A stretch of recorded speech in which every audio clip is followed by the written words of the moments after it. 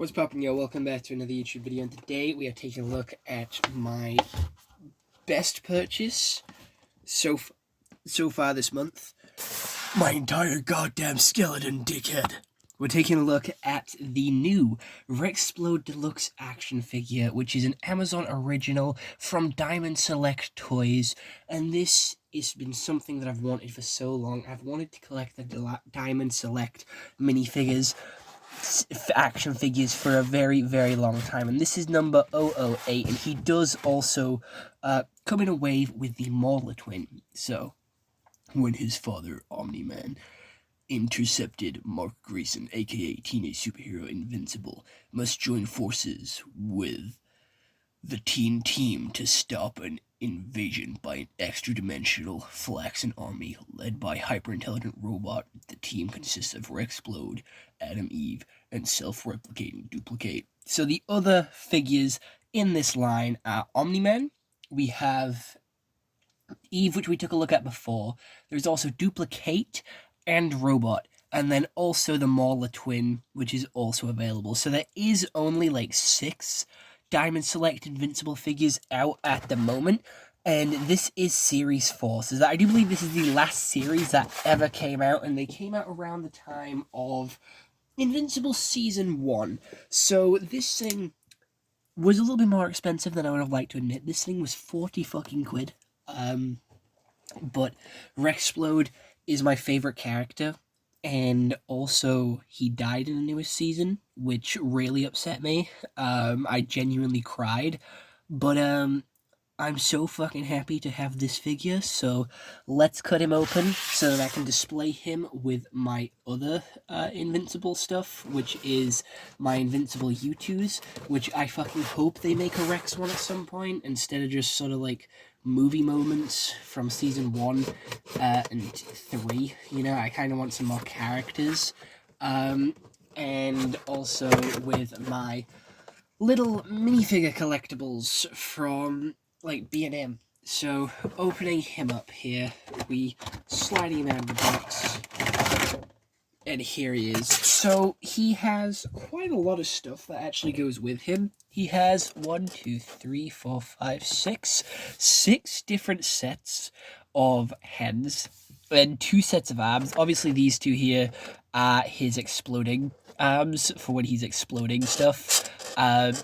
And then he also has 3 different heads, and by the looks of it, he does have at least 22 points of articulation with the elbow, the shoulder, the upper arm, the wrist, the feet, the knee, the thigh, the waist, the hips, and the chest there, as well as the head.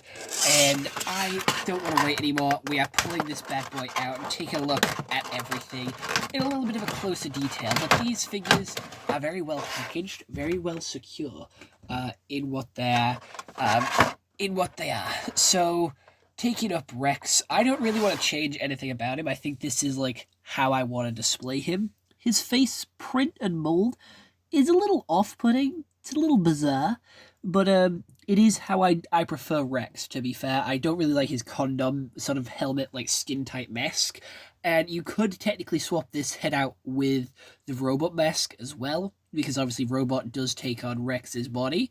But the printing on this figure is really cool. The detailing here with his bootstraps, with the stripes on his leg, the stripes on his torso, even his like exploding shit around his waist is also really cool, and then his like collar. He does have a hole in his back. I don't know what you could connect into that, but there is an option there, I guess.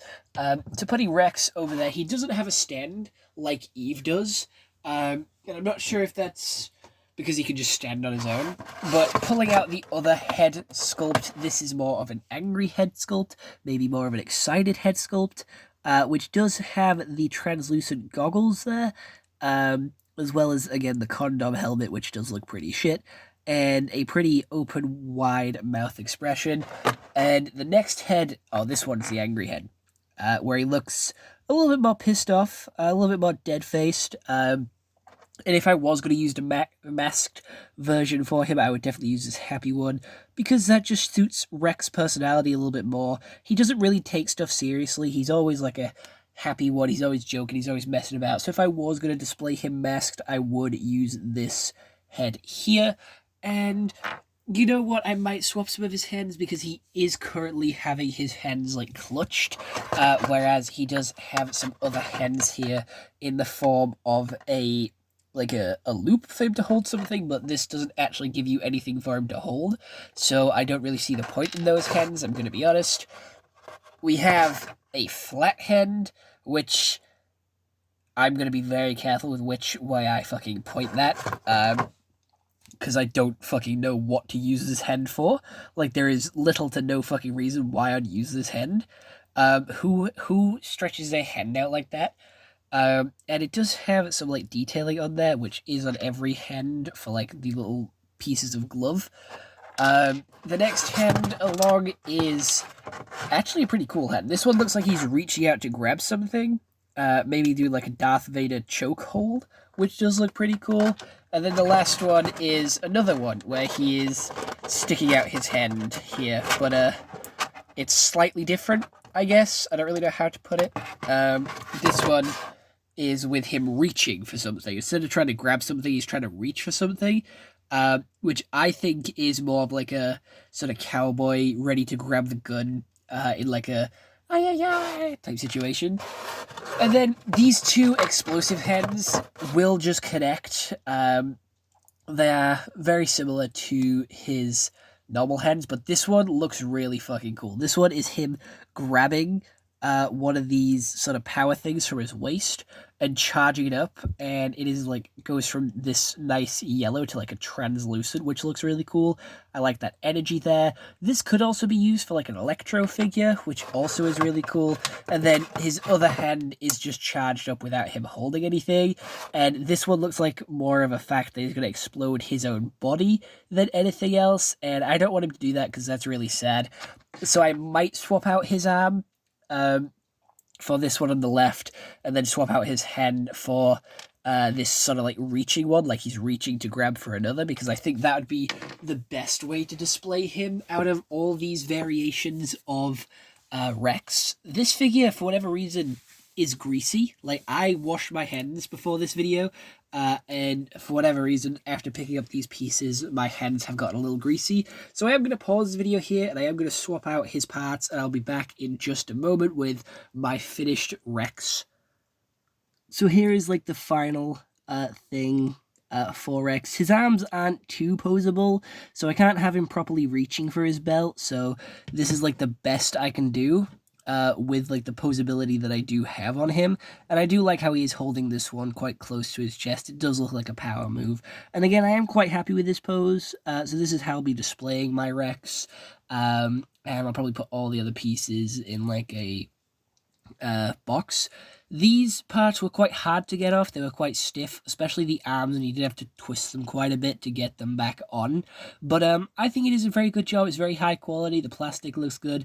It's just the facial expressions, which I don't think are the best. With these Diamond Select toys, I think there is definitely some better facial expressions and sort of face models that I have seen on other figures. It's just they look a little off and the printing isn't too good. They have like a deadpan stare, like the 1,000-yard stare. They do look pretty iffy, but I do like them. So other than that, I hope you all enjoyed. I'll see you all next one. I hope you all have an excellent day, and goodbye. Stay home, stay safe.